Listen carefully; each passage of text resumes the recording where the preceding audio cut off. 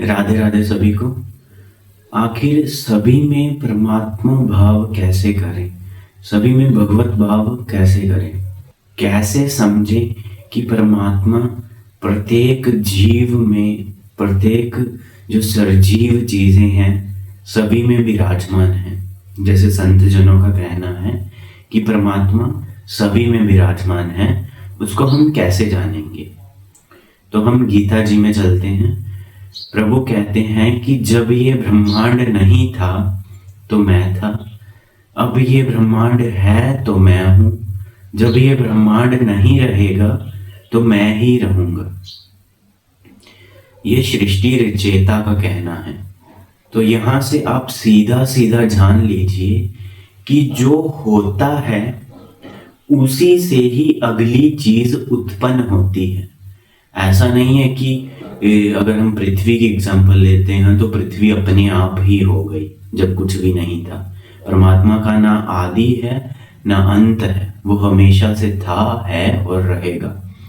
तो जो होता है उसी से दूसरी चीज उत्पन्न होती है, वो अपने आप ऑटोमेटिकली नहीं आ जाती, उसी से उत्पन्न होती है। वैसे ही मैं आपको एक एग्जांपल दे देता हूँ कि जैसे ये पृथ्वी है, तो पृथ्वी पे जितने भी जीव हैं, जैसे मनुष्य हैं, तो मनुष्यों का दिमाग जब इतना विकसित नहीं हुआ था तो क्या था कि ट्रांसपोर्ट के लिए खुद ऐसे ही चला जाता था। तो जब थोड़ा बुद्धि विकसित हुई तो धीरे धीरे ऑटोमोबाइल्स आ गई। तो ऑटोमोबाइल्स कैसे बनी? पृथ्वी से लोहा निकला, मिट्टी से निकला लोहा, लोहे से बनी गाड़ी, और गाड़ी जब पुरानी हो जाती है, सड़ जाती है, तो फिर मिट्टी में मिलती है, फिर उसकी मिट्टी बन जाती है। वैसे ही जो तत्व जिससे उत्पन्न हुआ है वो उसी में ही लय हो जाएगा, वही बन जाएगा।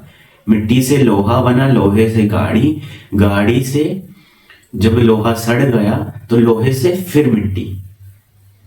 ये नहीं कि उसमें समा गया है कुछ, ऐसा नहीं, वो बना वैसे ही मिट्टी बन गया जैसे वो मिट्टी से निकला था।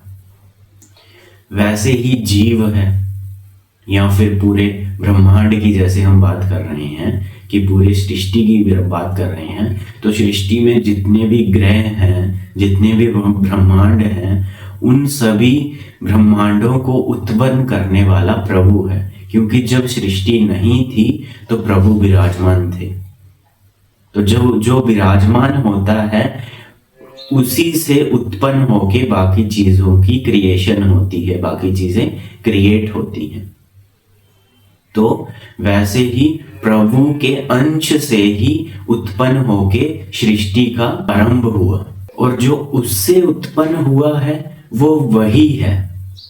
जो उससे उत्पन्न हुआ है वो वही है। जैसे मैंने आपको पीछे एग्जांपल दी है गाड़ी की या लोहे की, जो प्रभु से उत्पन्न हुआ है वो प्रभु में ही मिलेगा, मिलेगा भी नहीं, वो प्रभु ही बनेगा।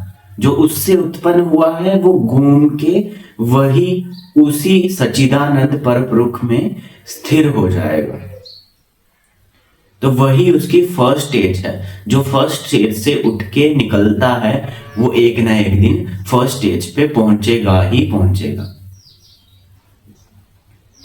तो जो उससे उत्पन्न हुआ है परमात्मा से, वो चाहे एक छोटा सा कण है या फिर बड़े से बड़ी वस्तु है या बड़े से बड़ा सरजीव जीव है, तो वो परमात्मा ही है, वो परमात्मा तत्व ही है। चाहे वो नॉन लिविंग थिंग है, चाहे वो लिविंग थिंग है, क्योंकि वो उसी से उत्पन्न हुआ है, वही उसी ने ही वो रूप धर के हमें वैसा दिख रहा है।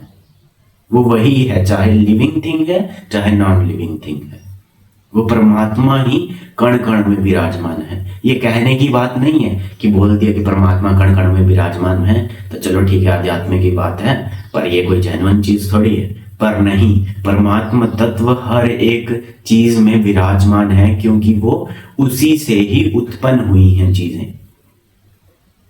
अब परमात्मा का कैसे आदि ना है ना अंत है, वो कैसे हमेशा से था, तो आप इतना जान लीजिए कि अध्यात्म मार्ग में ज्यादा बुद्धि दौड़ाने की जरूरत नहीं है, क्योंकि इस समय जो हमारी चेतना है वो बुद्धि में विराजमान है, यानी कि माइंड में, दिमाग में विराजमान है।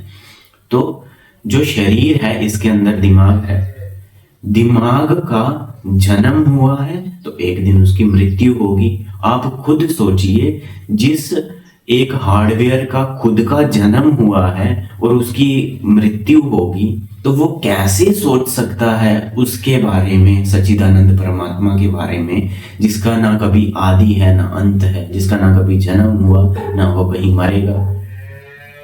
वो बुद्धि उसके बारे में कैसे सोच सकती है जबकि उसका खुद का जन्म हुआ और खुद वो मरेगी। उसकी क्षमता ही नहीं है कि वो वहां तक सोच पाए। उसकी क्षमता लाने के लिए क्या करना पड़ेगा? नाम जप करना पड़ेगा, भक्ति करनी पड़ेगी, इसीलिए नाम जप किया जाता है। जो वस्तु उससे उत्पन्न हुई है वो उसी में लय हो जाएगी, इसीलिए ही भक्ति नाम जप किया जाता है, ताकि पूर्ण जागरण हो, बुद्धि का पूर्ण जागरण हो। फिर वो सच्चिदानंद को जान पाती है कि उसका कैसे आदि ना है, कैसे उसका अंत नहीं होगा। वो तब जान पाएगी जब सूक्ष्म शरीर की चेतना जागृत होगी। ये पंच भौतिक शरीर की चेतना से पता नहीं चलेगा कि उस परमात्मा का ना आदि है ना अंत है। ये सूक्ष्म शरीर की चेतना से पता चलेगा, ना कि पंच भौतिक शरीर की चेतना से। खूब नाम जप करिए ताकि उस परमात्मा प्राप्ति के करीब पहुंच सके। समस्त वैष्णव जनों की जय हो। राधे राधे।